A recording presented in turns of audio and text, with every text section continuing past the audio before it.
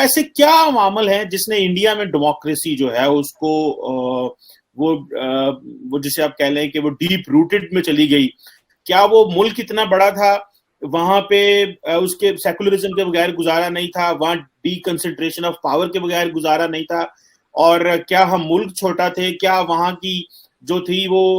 Political parties مضبوط تھیں، یا وہاں کانسٹیٹیوشن مضبوط تھا، یا وہاں الیکشن جلدی ہو گئے؟ آپ کو کیا لگتا ہے ایسا کیا تھا بھارت کے اندر کہ وہاں پہ اسٹیبلٹی ہے، ڈیموکریسی ہے؟ میں دیکھ رہا تھا ابھی آئی ایم ایف جو ہے وہ فیوچر کو فور کاسٹ کر رہا ہے کہ انڈیا کے اندر جو ان کی گروتھ ریٹ ہے وہ 8.2% جو ہے وہ 2023 میں ہے. اتنی بڑی ملک کو لے کے اتنے اکانومک اتنی گروتھ ریٹ پہ چلانا وہ کیا ہے جو آپ سمجھتے ہیں کہ انڈیا میں تو چیزیں آن ٹریک ہیں لیکن ہمارے پاس آن ٹریک نہیں رہی؟ اگر آپ اس پہ بھی ہمیں تھوڑا سا گائیڈ کر سکیں. نہیں، اس میں ایک چیز تو کلیئر ہے جناب کہ انڈیا اور پاکستان میں بنیادی فرق جو آیا ہے خصوصاً ڈیموکریٹک پروسیس میں، اس کی وجہ جو ہے وہ پاکستان میں مارشل لاز ہیں. مارشل لاز کی وجہ سے جو ڈیموکریٹک پروسیس ہے اس کو انٹرپٹ کیا گیا اور ڈسکنٹینیو کیا گیا، اور جہاں پہ آپ کی جو ٹوٹل ایج ہے اس میں سے نصف سے زائد عرصے تک آپ یہ درس دیتے رہیں ملک کے اندر کہ جناب یہ پالیٹیشین جو ہیں یہ بیکار لوگ ہیں، یہ بددیانت لوگ ہیں، ان کے اندر صلاحیت ہی نہیں ہے، اور جو ہے وہ اس ملک کو اسی طریقے سے چلایا جا رہا ہے جس طرح ہم چلا رہے ہیں، تو پھر ظاہر ہے اس کا فال آؤٹ تو ڈیفینیٹلی یہ ہوگا. لیکن ایسا ہوا کیوں، یہ نوبت کیوں آئی کہ وہاں پہ جو ملیٹری ڈکٹیٹرز ہیں وہ اتنے آرام سے آ کے بیٹھتے رہے اور 10 سال تک پوری سٹیبل قسم کی حکومتیں چلاتے رہے، جبکہ سویلین آتے ہی 6 مہینے بعد ڈی سٹیبلائز ہو جاتے ہیں اور معاملات خراب ہو جاتے ہیں. تو اس کے جو ویسے وجوہات ہیں ان کو دیکھنے کی ضرورت ہے، جس کو اگر آپ انڈیا سے کمپیئر کریں تو پہلی بات یہ ہے کہ انڈیا میں جو پولیٹیکل پارٹیز کے مضبوط ہونے کا جو آپ نے بات کی، یہ سب سے بڑی بات ہے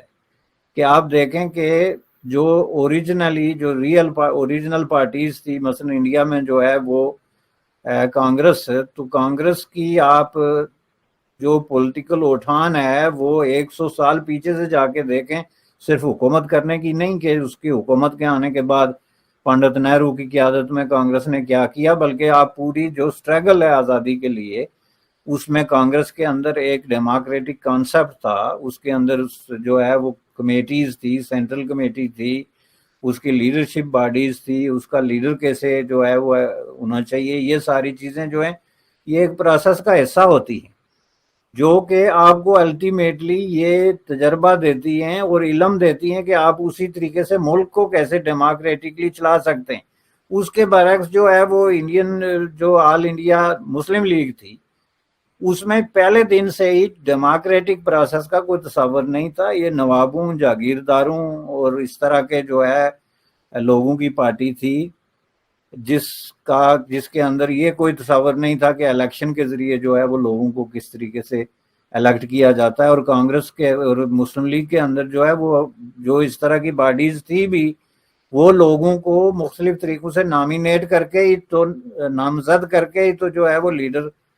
چنتے تھے، بجائے اس طرح کے ایک ڈیموکریٹک پروسیس میں جس طرح کے 1 ووٹ 1 پرسن کے تھرو ایک لیڈرشپ ایمرج ہوتی ہے. پہلی چیز یہ تھی. تو اس کے بعد پاکستان بننے کے بعد اس کی سچویشن پہلے سے بھی کہیں زیادہ جو ہے وہ خراب ہو گئی، چونکہ اس وقت جو ہے قائد اعظم محمد علی جناح کی ڈیتھ کے بعد پہلی چیز جو ہے کہ لیڈرشپ کرائسس، کیونکہ ان کے پاس اس کیلیبر کا کوئی لیڈر رہا ہی نہیں جو کہ کسی ڈیموکریٹک پارٹی کو جو ہے وہ اس طریقے سے چلا سکے.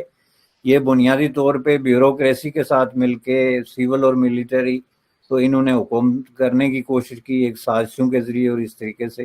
تو یہ ایک بہت بڑا گیپ آ گیا پاکستان کے پولیٹیکل پروسیس کے اندر، جس میں کہ پولیٹیکل پارٹی ایک جس نے کہ بنیادی رول ادا کرنا تھا وہ پارٹی ہی نہیں رہی کسی بھی طریقے سے. اس کو پارٹی کہنا پارٹیشن کے بعد میں سمجھتا ہوں کہ بڑی زیادتی ہے، چونکہ یہ ایک طرح کا ایک کلب ٹائپ جو ہے وہ چیز بن گئی تھی. دوسرا یہ ہے کہ پاکستان میں جو آمرانہ قسم کے نظریات اور ڈکٹیٹرشپ کی وجہ سے ایک پارٹی تو یہ آپ نے کسی دوسری پارٹی کو بھی فنکشنل ہونے کی اجازت ہی نہیں دی. مثلا شروع میں دوسری پارٹی جو تھی مسلم لیگ کے مقابلے میں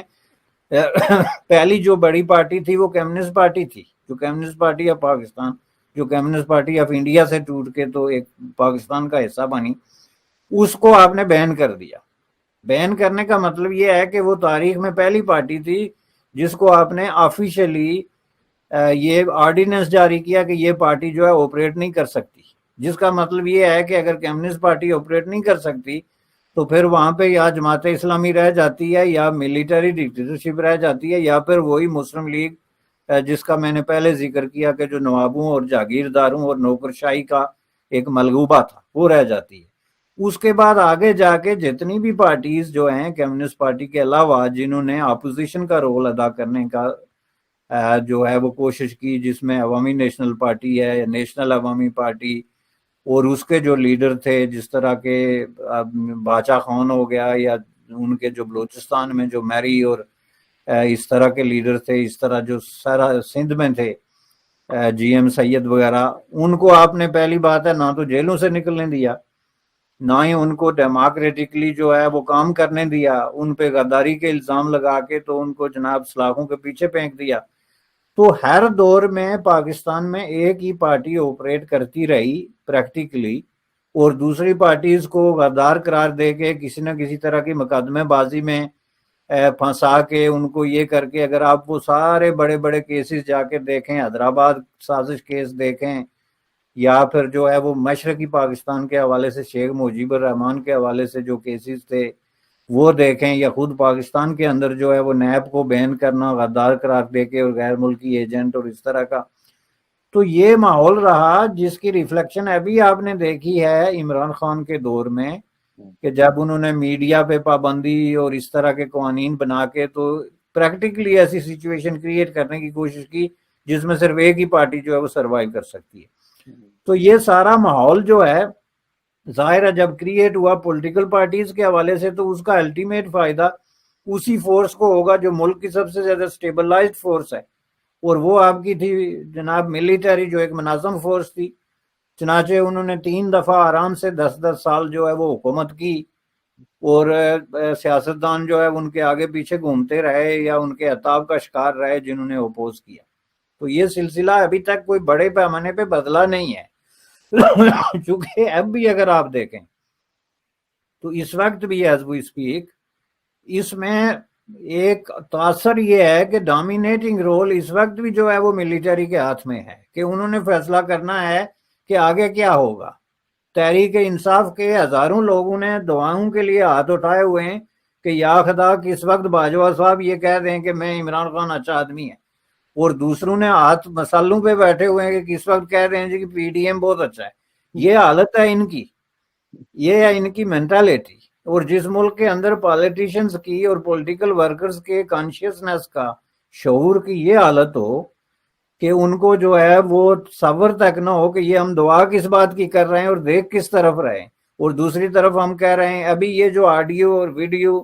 اور یہ چیزیں جو ہیں وہ لیک ہو رہی ہیں، اس میں آپ دیکھیں کہ اگر ان میں 1% بھی سچائی ہے تو یہ بڑی بدقسمتی کی بات ہے۔ یہ پالیٹیشنز کو اپنے پاؤں پہ کھڑا ہونے کے لیے ابھی کئی سالوں کی جو ہے وہ ضرورت ہے، تربیت کی اور جدوجہد کی، اور میں سمجھتا ہوں کہ یہ چیزیں ہیں جو انڈیا سے پاکستان کو اگر آپ کمپیئر کرتے ہیں ڈیموکریسی کے فیلڈ میں تو اس میں کمپیریزن بنتا نہیں، بہت بڑا زمین اور آسمان کا فرق ہے۔ اس کے مقابلے میں انڈیا میں ڈیموکریسی میں سب سے بڑی بات یہ ہے کہ کنٹینیوٹی رہی،